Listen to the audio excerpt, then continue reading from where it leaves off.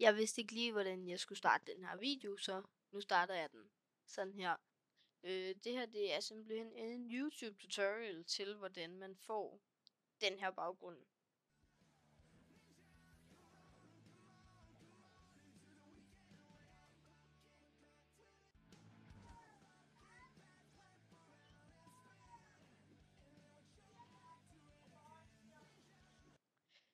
Og det er jo kun til, hvis man kan lide Ninjago.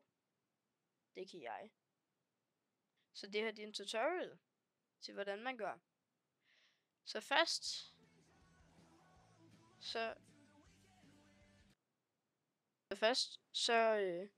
går man herind og søger på Microsoft Store.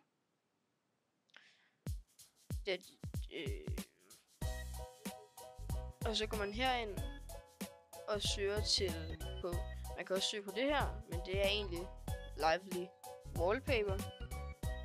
Så går man ind på den, og så downloader man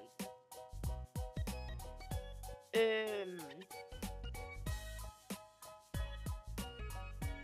Og så når man har downloadet den, så kommer man herind, hvor man kan søge på en hel masse. Der er sikkert en Ninjago.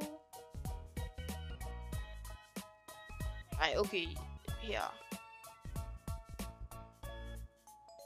Ja. Men der er dem her.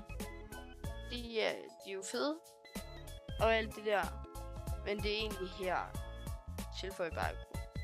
Men den måde, man tilføjer baggrunden på, det er ved, at man kan fx gå ind på YouTube, og så søge på den intro, som man gerne vil have. Jeg kan godt lide den her. Og så finder man for eksempel den her. Og så når man har fundet den, man gerne vil have,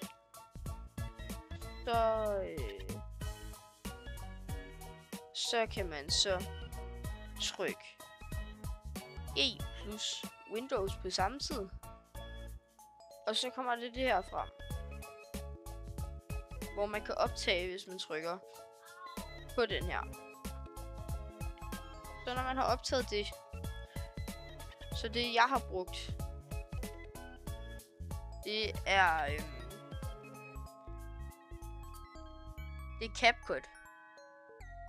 Man kan bruge alt andet, så længe at det bare bliver gemt i ens filer, så man kan gå ind i det her, og så trykke tilføj baggrund. Og så skal man trække den ind her, og trykke OK. Og så bliver den til ens baggrund. Det kan være alting. Det kan være en video af dig og din ven. Så tak fordi, at du brugte 3 minutter på at se den her video. Hej.